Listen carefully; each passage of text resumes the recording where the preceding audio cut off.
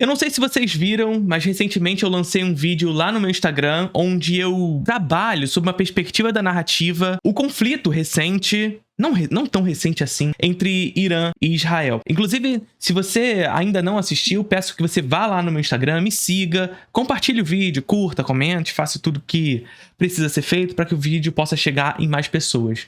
E aí, é claro, a partir disso, eu mesmo entrei em uma espécie de crise existencial do meu próprio canal aqui, junto com vocês, sobre o que se trata isso tudo aqui. Porque, claro, isso aqui continua sendo um canal de cinema, o meu Instagram continua sendo um canal de cinema, e, portanto, um canal de divulgação e de disseminação de discursos vinculados a um processo educativo e pedagógico com relação a cinema e artes. E aí, me veio à cabeça justamente essa necessidade de discutir o conflito entre Irã e Israel com vocês, justamente... Vem aqui comigo. Cola. Você sabia que tem 3 aulas lá do Introdução ao Cinema disponíveis gratuitamente pra você? É isso mesmo, a aula O que é uma teoria do cinema, parte 1, o cinema novo e a estética da fome, a primeira aula de 3 sobre cinema novo disponível lá no curso, e as mortes do cinema, o cinema natimorto. A primeira aula de uma sequência de aulas que eu tô fazendo daqui pra frente sobre as mortes do cinema ao longo da história. E todas elas você acessa na página do curso que tá na descrição aqui do vídeo. E é claro, tomar aquele gostinho pelo curso que te oferece 2 aulas novas todos os meses e mais de 50 aulas já disponíveis lá. É uma plataforma de streaming de aula de cinema. Faça parte. Porque eu não consigo me evadir do debate sobre esse assunto, visto toda a minha formação. Alguns de vocês já devem saber, muitos, mesmo falando isso com alguma frequência, se surpreendem ainda, mas eu sou formado em Geografia, mestre em Geografia, e, portanto, o assunto dos conflitos envolvendo o dito Oriente Médio são muito caros à minha formação, como um todo. Mas é claro que esse canal aqui, ele continua sendo um canal de cinema, assim como o meu Instagram continua sendo um canal sobre cinema. E aí eu mesmo me perguntei em determinado momento por que eu precisava falar sobre isso, para além da necessidade de trazer esses assuntos de fato à tona. E claro, a compreensão de que, sendo hoje, para além do filme, que é isso, gente, o cinema, ele não é só o filmezinho que a gente vai assistir numa sala de cinema, na sala da nossa casa. O cinema... ele não reproduz somente enquanto produto o filme, que vai, claro, ter laços e entrelaços, reproduzir realidade e ser ele fruto dessa realidade. O cinema é, historicamente, desde o seu surgimento, no início do século XX, final do século XIX, mais sistematicamente a partir de um determinado contexto do século XX, a forma hegemônica de se contar histórias. E por contar história, eu tô falando de narrativa. E por falar de narrativa, eu não tô falando somente de ficções. E, portanto, não só dos filminhos que a gente vai assistir na sala de cinema ou qualquer coisa desse tipo. Ora, se estamos aqui num canal de cinema, e um canal de cinema onde toda a minha formação, o seu contador de histórias aqui, tem por viés, por formação, todo um debate crítico, o qual eu desejo transmitir para vocês... e eu quero fazer, eu não posso me evadir de um tema como esse, o conflito Irã-Israel, e todo o envolvimento que isso tem com a questão palestina, por exemplo, porque isso reproduz narrativa. E, mais uma vez, sendo o audiovisual a forma hegemônica de se contar histórias, de se narrar o mundo hoje, nós aqui...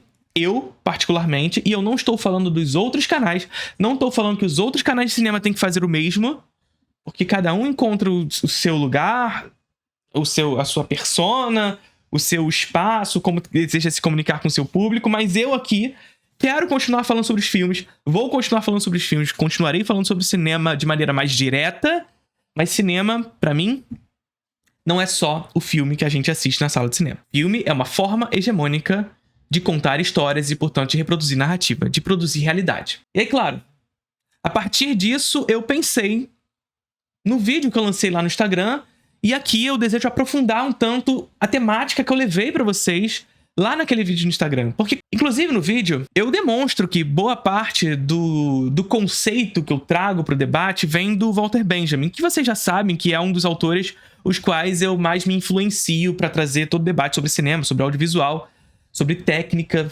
E o Walter Benjamin, ele escreve um texto ali na década de 30, ainda antes da Segunda Guerra Mundial, e, portanto, esse texto está muito ancorado na perspectiva da Primeira Guerra Mundial, ele vai escrever um texto chamado O Narrador. Eu já falei sobre esse texto inúmeras vezes aqui com vocês, no canal e etc. Mas eu acho importante a gente dar um aprofundamento sobre isso. Lá na Introdução ao Cinema, inclusive, a gente tem 3 aulas sobre esse texto, mas eu não quero entrar nessa agora, não. Mas, nesse texto, no Narrador, o Walter Benjamin, ele percebe, a partir da sua análise da realidade material, algo diferente na guerra moderna em razão das guerras antes da modernidade. E essa percepção dele é muito ímpar, muito única, muito especial, porque ele vai partir dessa análise da guerra sob uma perspectiva narrativa.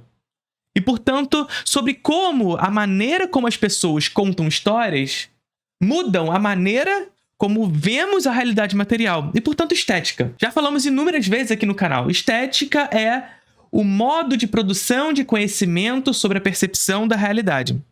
E a percepção da realidade demanda de contexto, demanda de historicidade. E aí, qual é a grande parada do Walter Benjamin?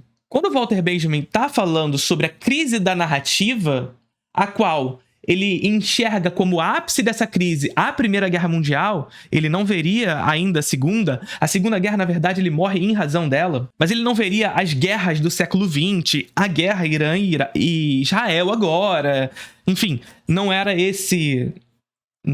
sobre essas guerras que o Walter Benjamin estava escrevendo, porque, claro, a sua historicidade e seu contexto não dizia sobre isso, mas ele estava falando sobre uma crise narrativa provocada pelo modo de produção tão intrínseco à modernidade. E é nessa modernidade industrial onde nós enxergamos o surgimento do capitalismo industrial, o modo de modelo de pensamento racionalista, provocado pelo iluminismo, etc., a ciência moderna e etc. E é claro, quando o Benjamin está falando isso tudo, ele não está falando contra a ciência, nada disso, mas é uma ciência condicionada a um modelo produtivo. E o modelo produtivo é esse: o capitalismo industrial.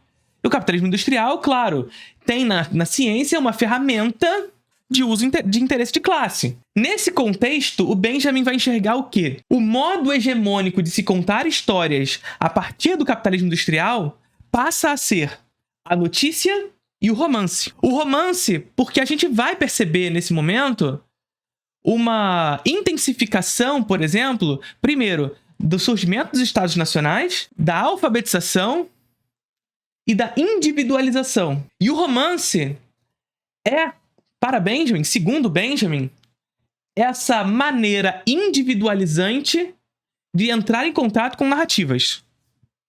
Sacou? É você e o livro. Se populariza o livro em língua vernacular, porque até então a aristocracia lia em línguas oficiais. E a notícia, porque a partir de um contexto de reprodutibilidade técnica, a notícia passa a se reproduzir de maneira mais abrangente. Qual é a grande questão para o Benjamin, e aí que a gente entra no século XX? Que a partir dessa reprodutibilidade técnica, a notícia, como modo hegemônico de se contar histórias nesse contexto, a notícia é efêmera. Ou seja, ela morre de maneira quase imediata. Num mundo onde o intervalo do surgimento de uma técnica e outra é cada vez mais curto, o surgimento da próxima técnica, e aqui a gente pode substituir técnica por notícia, mata a sua anterior, nos tornando, enquanto indivíduos, indefesos frente ao que vem em seguida. Porque, claro, a próxima notícia mata a que veio antes. Nesse sentido, claro, se a notícia é esse modo hegemônico de narrativa que mata a narrativa anterior, não há tempo suficiente para que as narrativas se consolidem na experiência coletiva. Porque, claro, no tempo em que essa notícia tem espaço para se consolidar na experiência coletiva, logo em sequência ela é morta pela próxima notícia. E aqui a gente pode trazer isso sob o viés do capitalismo tardio. Hoje, onde isso se intensifica ainda mais, onde a tecnicização, a algoritmização, a automação da comunicação se torna ainda mais agravante, fazendo com que, num rolar de tela para cima, a gente vá se empesteando de notícias, de informações. E aqui, por informação, a gente não está falando de veículo oficial ou não oficial, a gente está falando de informação. Informação é tudo isso que a gente é mergulhado na nossa frente, seja ela fake news ou não, onde a informação anterior é morta pela informação seguinte. Onde eu quero chegar com isso tudo? O Benjamin vai perceber na guerra moderna algo muito diferente na guerra antes da modernidade, pretérita à modernidade. Por quê? Porque esses sujeitos que retornam da guerra retornam emudecidos, silenciados. E o que há de diferente nisso? Por que antes não? Porque antes os modelos narrativos de se contar história hegemônicos não eram a notícia e o romance. E, portanto, cabia àquele que ia à guerra, e aqui isso não é, de maneira alguma, para o Benjamin, uma vislumbração de algo belo e lindo na guerra. Não é isso que o Benjamin está falando. Mas esse sujeito que ia à guerra, cabia a ele, no seu retorno, contar sua própria história. E a ele, como narrador, ter no seu povo o lugar de escuta. Porque toda narrativa demanda do lugar de escuta, demanda de quem escute. Quem fala para que ninguém escute não está reproduzindo narrativa, porque ela precisa ser escutada. Um filme não assistido é um filme inexistente. É um filme que não existe. Um filme só nasce em quem assiste. Uma notícia, uma informação só nasce em quem assiste. Uma narrativa só existe em quem assiste. Só que qual é o grande problema que o Benjamin está percebendo aqui? Que se toda narrativa é efêmera, morre na subsequência da sua próxima narrativa, ora, não há reprodução na coletividade, não há reprodução na materialidade. Não há como reproduzir na realidade material essa notícia, essa informação, essa narrativa, e, portanto, não reproduz cultura. Esses soldados voltavam da guerra emudecidos e, mais do que isso, tendo, num outro modelo hegemônico de narrativa, aquele que irá contar a sua história. Passa a surgir, enquanto o modelo narrativo hegemônico, um modelo narrativo que conta a história do outro. Eu não conto a minha própria história, o outro conta. E nesse contexto, esse sujeito que retorna da guerra, ou aqueles que ficaram na guerra, são emudecidos e se tornam números, algoritmos, dados, estatística. No Irã, morreram mais de 200 pessoas. Em Israel, mais de 20 pessoas morreram até então nos dados. Quem são essas pessoas? E a gente vai para a Palestina. Quem são essas mais de dezenas de milhares de pessoas que morreram na Palestina? Quem são essas pessoas? Quem são essas pessoas que não puderam e não podem contar suas próprias histórias? Porque o modo hegemônico de contar histórias, o modo hegemônico de narrativa, impede que esses possam contar as suas histórias. O modo hegemônico de se contar histórias e, portanto, de narrativas é concentrado e monopolizado na mão de pouquíssimas pessoas no mundo. E a gente passa a entender o que o Benjamin estava falando lá atrás. Que a partir do capitalismo industrial, a notícia passa a ser o modo hegemônico de se contar histórias e a notícia, a informação, ela é monopolizada na mão da classe dominante. E aí no Brasil, nós temos pouquíssimas famílias que concentram o monopólio da informação. Nós temos um canal de televisão, o principal canal de televisão brasileiro, que é a assessoria do Estado de Israel, do Estado sionista. Assessoria de imprensa, que esconde a presença de um brasileiro na Flotilha da Liberdade, que omite a presença de um brasileiro na Flotilha da Liberdade. E que segue omitindo e segue apresentando um viés muito claro nessa disputa entre Irã e Israel. Isso é narrativa. Narrativa é o como contar uma história. Como contar uma história. Como apresentar é, portanto, também uma informação. E esse processo sobre como contar uma história, ela não é destituída de viés, de ideologia. Não há essa possibilidade. Essa possibilidade não existe. O Roland Barthes ele vai escrever sobre o grau zero da escritura. A impossibilidade de haver um grau zero da escritura. Justamente porque o sujeito que conta a história, assim como aquele que assimila a história, ele é carregado de historicidade. E, portanto, ele está presente em um tempo histórico, em um lugar, em uma geografia. Estando ele presente num lugar e num tempo, ele está carregado de um viés do seu meio. Não há possibilidade do narrador, portanto, em apresentar o fato de maneira não enviesada. O suposto fato de maneira não enviesada. A narrativa é sempre um ponto de vista. A grande questão aqui é a gente saber como essa narrativa e sobre o que essa narrativa está ancorada. Sobre que interesse ela está ancorada. E aí, quando o Benjamin fala pra gente que, num contexto do capitalismo industrial, a narrativa passa a ser um modo hegemônico de se contar histórias. E, no capitalismo industrial, esse modo hegemônico de contar história detém a classe dominante, é claro que essa narrativa é dado um viés. Um viés que omite, que esconde as vítimas, que esconde seus rostos, que esconde as pessoas, que impossibilita e que retira dessas pessoas a possibilidade de contar suas próprias histórias. Que faz, mais uma vez, do nosso principal canal de televisão brasileiro, do nosso monopólio de informação, que não é só a Rede Globo, claro, uma assessoria do Estado de Israel. E aí a gente vai e se pergunta, né? E se coloca de tal maneira. Ora, hoje nós estamos na era da informação, da informatização, e, portanto, nas redes sociais a informação é livre. Ora, e a gente vai percebendo que as Big Techs hoje, paulatinamente, de maneira bastante ostensiva, na verdade, censuram de maneira muito clara as histórias daqueles que foram vítimas de todo esse processo.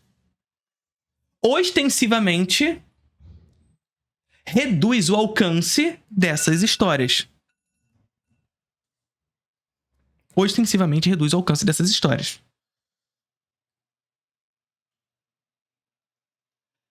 Permitindo, quase de forma absoluta, que as histórias narrativas hegemônicas sejam aquelas que sejam conhecidas de fato pelo grande público. E aí, no conflito Irã-Israel, a gente vê isso de maneira muito clara. Israel está se defendendo de uma possibilidade de um armamento, de uma política nuclear do Irã. Mais uma vez, a mesma história sendo contada. Mesma história. Narrativa de novo. Os Estados Unidos fizeram isso com o Iraque. Isso tudo é narrativa. Isso tudo está amplamente ancorado na ideia que o Benjamin estava falando lá atrás.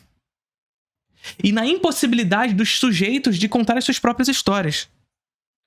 Na impossibilidade do palestino em poder contar a sua história. E é por isso que eu disse lá no vídeo no Instagram que, na medida em que vocês possam encontrar com essas histórias que são amplamente censuradas pelas Big Techs, pelos canais de televisão, compartilhem essas histórias. Porque essas histórias, elas só conseguem ganhar o viés de narrativa e, portanto, de se consolidar na experiência coletiva se elas são escutadas. Então, escuta. E a partir daí a gente começa a entender, por exemplo, e a gente está agora discutindo a possibilidade de uma terceira guerra mundial a partir desse conflito entre Irã e Israel, e é muito cedo para discutir isso de maneira mais ostensiva. Mas a gente está esquecendo, por exemplo, todo o processo de resistência que o povo palestino vem enfrentando nisso tudo. Vocês conseguem conceber a ideia de que Israel, enquanto política de Estado colonialista, enxergava todo esse conflito com a Palestina um conflito que acabaria em poucos meses? Essa era a ideia. Era essa a ideia.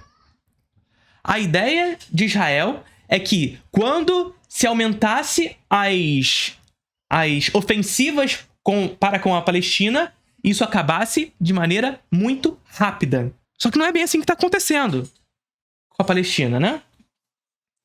Não é bem assim que está acontecendo. Por quê? Porque há organização. O povo palestino, mesmo que de forma muito precária, mesmo que imposto por um bloqueio criminoso, vê na organização a possibilidade de resistir. Tá ligado? A possibilidade de resistir. Por quê? Porque, finalmente, mesmo contra a vontade dessa narrativa hegemônica que se estabelece através das Big Techs, através dos canais de televisão principal, No mundo, vem crescendo movimentos pró-Palestina. Vem se ampliando atos, passeatas, organizações pró-Palestina. Por quê? Porque se encontra um lugar de escuta. Finalmente se encontra um lugar de escuta. E a partir do lugar de escuta, a possibilidade de disputar a narrativa. Não há disputa da narrativa se não há escuta. Se não há escuta coletiva. E é claro que a gente está correndo contra a maré. É claro que a gente está correndo contra um gigante. Porque, claro, eles detêm os meios de comunicação e de produção. Isso o Marx já ensinava pra gente quando ele falava sobre as classes dominantes. Sobre luta de classes. Eles detêm os meios. Mas como superar isso? Organização. E de disputa da narrativa. E a disputa narrativa está intimamente relacionada ao processo de escuta. E que essa escuta possa reverberar na realidade material. Na experiência coletiva. Sobre essa possibilidade de terceira guerra mundial. Bom, isso é muito cedo para dizer que isso possa acontecer ou qualquer coisa do tipo. Né? Até porque isso demanda que outras potências mundiais entrem nesse conflito. E não é, pelo menos a princípio, o que parece que vai acontecer. Pelo menos a princípio. Né? Até porque existe toda uma questão nessa disputa entre Israel e Irã que, a princípio, parecem ser respostas. Mas não respostas ostensivas. Né? Então, Israel atacou o Irã, atacou de maneira pontual as bases nucleares, etc. ali. E aí o Irã responde e ataca os civis. Aí agora o Israel está super preocupado com os civis, né? Até porque o processo de colonização, ele é isso. O processo de colonização, a Palestina, a política colonizadora, ela tem por princípio reduzir o colono à figura subhumana. E, portanto, o povo palestino não é civil. É só uma raça inferior, tá ligado? E por isso que quando a gente aproxima Israel com o nazismo no século XXI, não é à toa. Não é à toa. Mas o Irã tem dado respostas, mas as respostas do Irã não são para uma ostensiva para que se escalhe uma guerra muito maior por enquanto.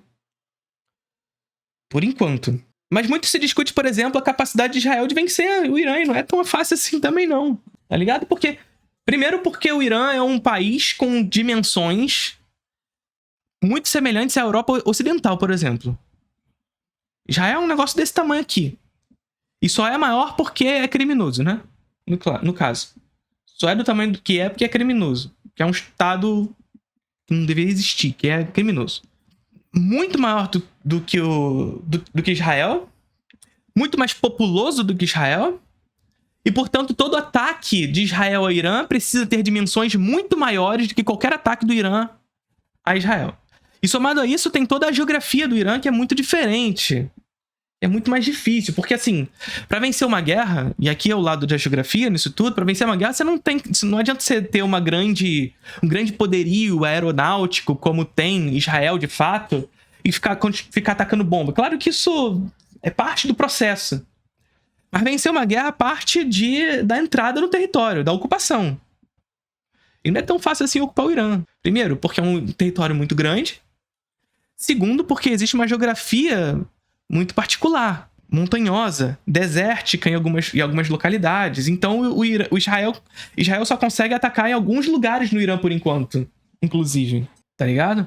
E aí, qual é a grande parada? Como é que Israel conseguiria vencer o Irã nisso tudo?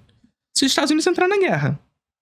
Mas aí, é claro, se os Estados Unidos entrar na guerra, se a Europa entrar na guerra, a gente vai entrar numa escalada muito maior. Claro, ponto. Vai entrar numa escalada muito maior. Só que a grande questão, a Europa tá muito preocupada com uma outra guerra que tá acontecendo lá.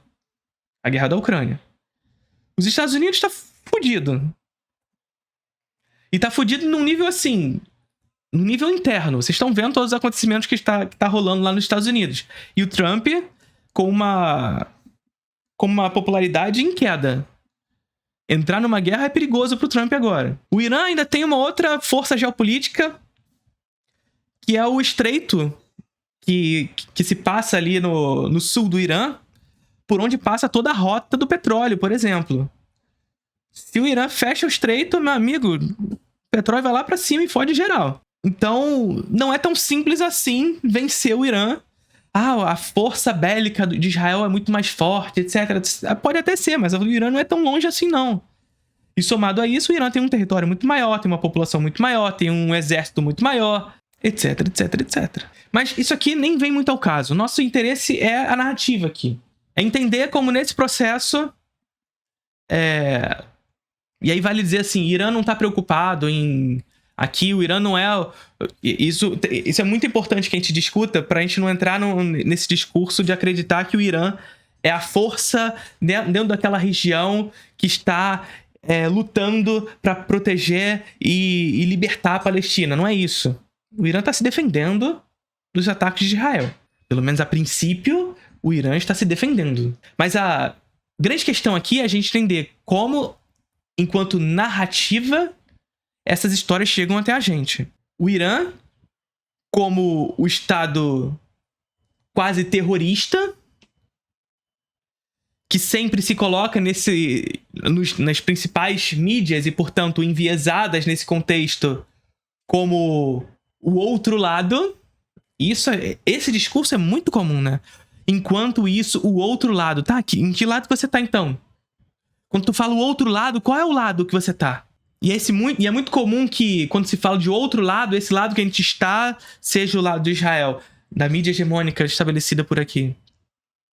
Dando-se voz a esses líderes políticos e estabelecendo o outro como inimigo. O outro que não detém a narrativa. E é assim que se conta história. Omitindo.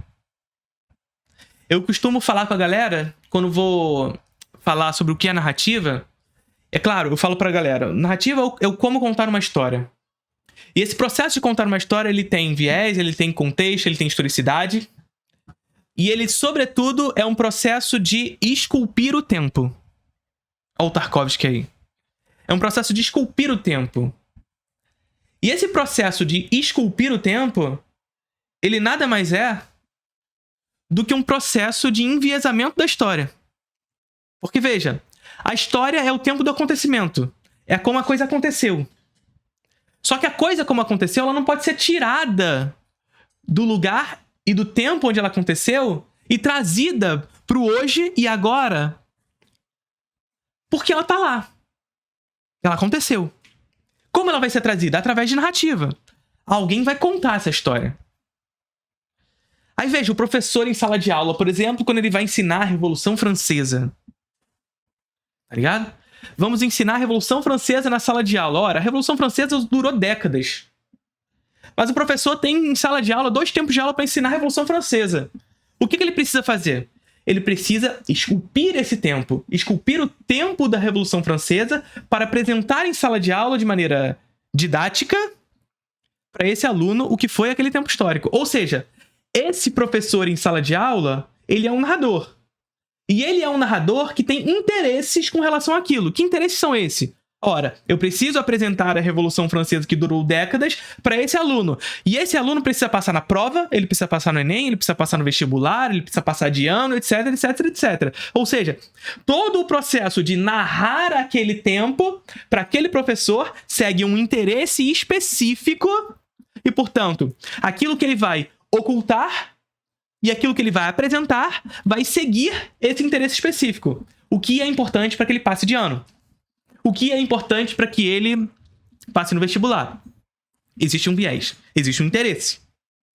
Seja esse interesse condicionado por quem está acima desse professor, seja pela dinâmica interna da sua própria aula. Ele tem um interesse. E não existe escola sem partido. Esse interesse sempre vai acontecer. Entende? A mesma coisa vai acontecer com qualquer outro narrador. E aí, quando a gente vai para os modos hegemônicos de se contar a história, a mesma coisa.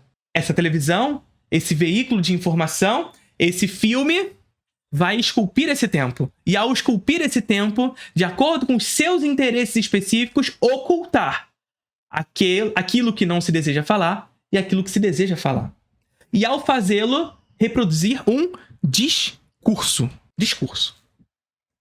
Sim, ainda tem toda essa questão, né, de lançar todo esse debate que o Irã silencia mulheres, grupos LGBTs, e pintar Israel como o grande espaço dos LGBTs, um grande espaço no Oriente Médio, onde os LGBTs podem, de fato, existir, e etc. Tem tudo isso, né?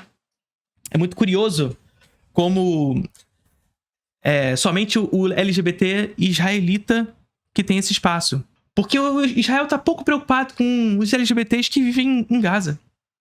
Tá pouco preocupado. E esse é o processo da colonização. A colonização é isso. Os LGBTs, mas os meus. Tá ligado no que eu quero dizer? E mais do que isso, a gente precisa ter a compreensão do seguinte, gente. Israel é uma ameaça global. Israel promove um processo de genocídio a céu aberto. Ninguém está falando que o Irã é santinho bonzinho. Ninguém tá falando que não é errado perseguir grupos LGBTs, etc, etc, etc. Ninguém tá falando que isso não é errado. Só que a narrativa aqui é essa. Esconder o crime, o genocídio promovido por Israel. Porque Israel não está preocupado com LGBT, com grupos minoritários, que não os seus. Que não aqueles, e não só os seus, que não aqueles que aderem e que estão de acordo com os seus interesses. Narrativa. Mais uma vez, para finalizar aqui. É por isso que o Benjamin já alertava lá na década de 30, quando ele fala que a guerra moderna traz algo distinto, algo novo, ao trazer esses sujeitos emudecidos que não mais podem contar as suas próprias histórias. Ele explora, portanto, uma crise da narrativa. E a crise narrativa, gente, nada mais é do que a impossibilidade de nós contarmos as nossas próprias histórias, onde os sujeitos outros, e aí por outros, entenda-se, a classe dominante vai contar a nossa história, deterá a nossa história. Inclusive, para que a gente possa usar uma rede social, a gente aceitar que isso é uma condição onde a gente oferece os nossos dados, viramos dados, inclusive, e as nossas narrativas são de propriedade do outro. Eles contam as nossas histórias, nós não temos essa possibilidade. Quando o Benjamin alerta para que a guerra moderna condiciona a sujeitos emudecidos e, portanto, a incomunicabilidade moderna, ele alerta também para que, na possibilidade de haver uma história contada por esses grupos minoritários, pela classe trabalhadora, que essa história possa encontrar um lugar de escuta. E que nesse lugar de escuta haja a reprodução na experiência coletiva da história desses sujeitos. E dessa reprodução da memória, dessas experiências coletivas, a organização que possa levar esse grupo, essas coletividades, a classe trabalhadora, à vitória, à libertação. Porque se a Palestina resiste até hoje, é porque esses sujeitos que ali estão se rebelaram e resistiram há anos, há décadas de massacre, para que, em algum momento, em algum lugar, possa haver esse lugar de escuta. A Flotilha da Liberdade foi levar suprimentos a Gaza, tinha como interesse levar suprimentos a Gaza, mas é claro que esses suprimentos que chegariam a Gaza não seriam suficientes para matar a fome em Gaza. Gente, mais de 90% de Gaza não tem acesso à eletricidade. E sem acesso à eletricidade, sem acesso à comida. 1/4 da população de Gaza já está no nível 5 de fome. Nível 5 de fome é famélico. Aí vocês vão dizer, só 25%? O resto tá bem, então? Não. O resto tá no nível 4. 4 e 3, ou seja, com fome. E essas pessoas ainda resistem. A Flotilha da Liberdade não ia matar a fome dessas pessoas. Eles tinham interesse, sim, de chegar com esses suprimentos, remédios, para essas pessoas que lá estavam. Mas, sobretudo, de dar luz a essas histórias. Que a gente possa finalmente escutá-las. Porque se depender dos grupos hegemônicos, nós não escutaríamos. E nós podemos escutar. E ao poder escutar, pressionar estados a promover políticas de enfrentamento geopolítico a isso. Como, por exemplo, dar luz ao Brasil, que ainda mantém relações comerciais com Israel. Relações comerciais que atuam de maneira direta ao massacre à Palestina. O Brasil está com as mãos sujas de sangue, porque seguimos comerciando petróleo com Israel. Nós vendemos petróleo bruto. E aqui, veja, gente, aqui a gente tá... E aqui a gente começa a discutir geopolítica num sentido de entender o Brasil como periferia global do capitalismo. Porque nesse nosso processo de desindustrialização e de privatização da porra toda, nós nos retiramos da capacidade de refinar nosso próprio petróleo. Aí o que a gente faz? Nessa nossa dependência tecnológica e dependência de patentes tecnológicas no longo do globo. A gente precisa vender o nosso petróleo bruto para comprar refinado. Só que a gente vende nosso petróleo bruto para Israel, para eles refinarem, e esse petróleo ele serve como abastecimento para genocídio em Gaza. Entendem como é que é essa cadeia? Então a flotilha, ou qualquer espaço de possibilidade de dar luz, de dar voz e de dar escuta para essas histórias apresentadas, essas histórias contadas pelo povo palestino ou por aqueles que são aliados ao povo palestino, é uma possibilidade de pressão aos estados para que se posicionem nesse lugar. E nós estamos vendo crescer ao longo do globo manifestações pró-Palestina. E essa é uma verdade. Isso pressiona. Inclusive, há inúmeros filmes ao longo da história, sobretudo no pós-Segunda Guerra Mundial, que é uma dessas guerras pós-Primeira Guerra Mundial, a qual o Benjamin estava se referindo, né? Essa guerra moderna, que é diferente das guerras anteriores, e, portanto, essas guerras que produzem sujeitos emudecidos. E a gente vai ver que no pós-Segunda Guerra Mundial, os filmes de guerra reproduzem essa incomunicabilidade. Reparem nos filmes de guerra que surgem no pós-Segunda Guerra Mundial. O trauma da bomba, etc. Né?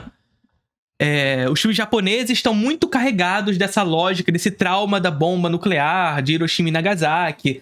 Mas é claro que esse trauma ele só pode ser reproduzido porque essa guerra moderna reproduz um nível de brutalidade jamais visto na história. E é por isso que se reproduz esses sujeitos emudecidos. Um nível de brutalidade jamais visto. Porque a guerra técnica faz com que a gente aponte os nossos olhares para os céus e aquela chuva de foguetes e mísseis hipersônicos, de bomba atômica, aquele cogumelo enorme que se reproduz na cultura popular, inclusive japonesa, com Godzilla e etc. Túmulo dos vagalumes, etc. Essa megalomania da técnica esconde os sujeitos e os traumas vividos por eles. A guerra técnica, a guerra industrial, que é essa guerra moderna que o Benjamin estava acusando lá atrás, ela é brutal e reproduz esses sujeitos emudecidos, que não podem, ao final da guerra, nem mesmo encontrar um lugar de escuta. E aí muitos filmes vão falar sobre isso.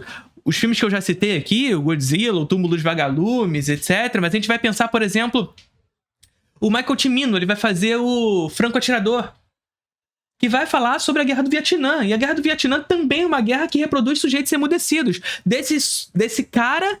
E veja só o que o Cimino faz com o Franco Atirador.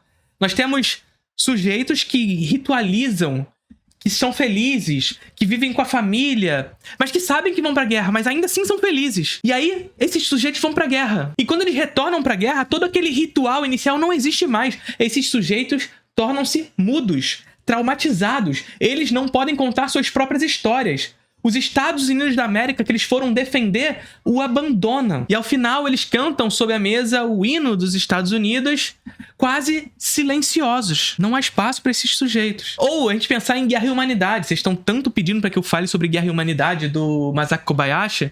Em Guerra e Humanidade, nós temos um personagem que é um cara humanista, mas que encontra na guerra a impossibilidade de falar, onde todos os seus ideais como sujeito humanista e, portanto, de não violência, não podem ser praticados. Ele não consegue praticar. Por quê? Porque ele se torna uma engrenagem, ele se torna uma ferramenta do Estado. E aí esse sujeito, em determinado momento, quando consegue se desvincular desse Estado, ele precisa se defender, precisa se proteger para conseguir finalmente ter o seu retorno para a sua esposa, que é o lugar onde ele sempre quis voltar desde o início. Retornar àquela que amava. Mas ele não consegue o espaço de retorno. E, portanto, não consegue a escuta. Ele é um sujeito incomunicável. A sua história não poderia ser contada, porque só ele podia contar. E ao morrer, vira somente um número, um dado, uma estatística. Então, repare que os filmes pós-guerra... O Vai e Veja, né? Que é outro filme sobre sujeitos emudecidos. Nós temos ali um adolescente, uma criança que é envolvida na guerra, e essa criança cada vez mais se emudece frente ao massacre, frente à guerra técnica, frente à guerra industrial. O nazismo foi isso. O nazismo foi... O Holocausto foi um processo de industrialização da guerra, industrialização da barbárie. E a guerra também é isso. A guerra moderna é isso. E aquele sujeito, aquela criança, ao se ver de frente ao retrato de Hitler, ele não consegue falar, só expressar o seu ódio na ação. Falando de Holocausto, eu estou lendo o Diário de Anne Frank, que conseguiu, felizmente, imortalizar a história dela. Então, mas aí a gente entra numa outra perspectiva, porque nós temos, né, no Diário de Anne Frank um livro que será reproduzido massivamente sob um viés de mercadoria, e, portanto, as suas ideias, as suas histórias, a história de Anne Frank, ela se materializa nesse livro, mas sob um viés específico de uma outra classe.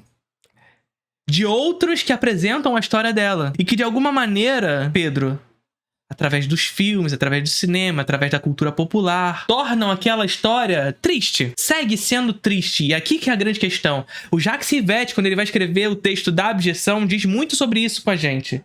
E quando eu falo pra vocês sobre a espetacularização da guerra, sobretudo da espetacularização do Holocausto, representação do Holocausto no cinema, é sobre isso que eu tô falando, tá, gente? O Jacques Rivette, quando ele vai falar sobre o da Abjeção, ele vai discutir justamente sobre essa perspectiva onde o fascismo, o nazismo, o Holocausto vai ser contado por alguém.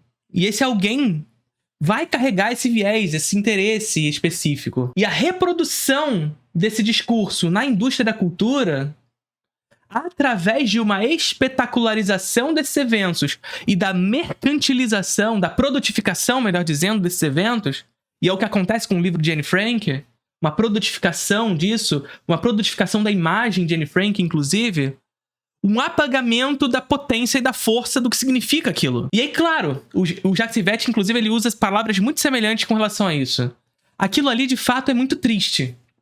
Você lê o Diário de Anne Frank e é muito triste. E realmente é. Você vê um filme sobre o Holocausto e é muito triste. Mas ainda assim, palatável. Porque enquanto receptores dessas histórias, somos incapazes de sentir o peso daquilo. Sobretudo, quando essas histórias são trazidas a nós sob a ótica do espetáculo. E esse espetáculo, ele tem por prática justamente ser apaziguado para que seja possível assisti-lo. E amigo, como identificar o próximo nazismo? Nesse viés, como identificar o próximo fascismo? Como que tá ocorrendo agora em Israel? Se a espetacularização do Holocausto, da guerra, da ideologia, nos põe uma ótica específica sobre esses eventos que nos destitui de um viés de classe, de uma perspectiva de classe, onde essas histórias seguem sendo contadas sob a perspectiva da classe dominante. Quando não são contadas pela classe dominante, quando elas são comercializadas por ela. Industrialização da guerra é quando um país cria uma infraestrutura industrial de armas, veículos, drones, mísseis, não apenas para defesa, mas para vender a outros países. Sim, mas um pouco além até, Matt Lowe. Um pouco além, assim, a industrialização da guerra, ela parte de um princípio onde há todo esse processo de industrialização da técnica. Tá ligado? E aí a guerra passa a ser sobre técnica. A guerra passa a ser sobre os mísseis, sobre os projéteis, sobre as armas, sobre os foguetes, sobre o armamento nuclear, não mais sobre as pessoas. E aí, quando a guerra passa a ser industrial e técnica, ela ganha uma dimensão jamais vista, e cada vez maior. Diga-se de passagem, porque o Benjamin tá falando sobre isso na década de 30. Hoje é outra parada. O Benjamin nem mesmo viu a bomba nuclear. Ele morreu antes. Ele morreu fugindo do nazismo. Então, para além da industrialização da guerra ser sobre o modo de produção, e portanto sobre a esteira de produção dos armamentos bélicos, a guerra industrial, ela é uma guerra da técnica. E aí, quando falamos da guerra da técnica, é sobre os projéteis, sobre os mísseis, sobre os foguetes, mas também sobre os meios de comunicação, que tecnicizam tudo. Seja membro do canal, ajude a produção de conteúdos por aqui continuar acontecendo. Curtindo o vídeo?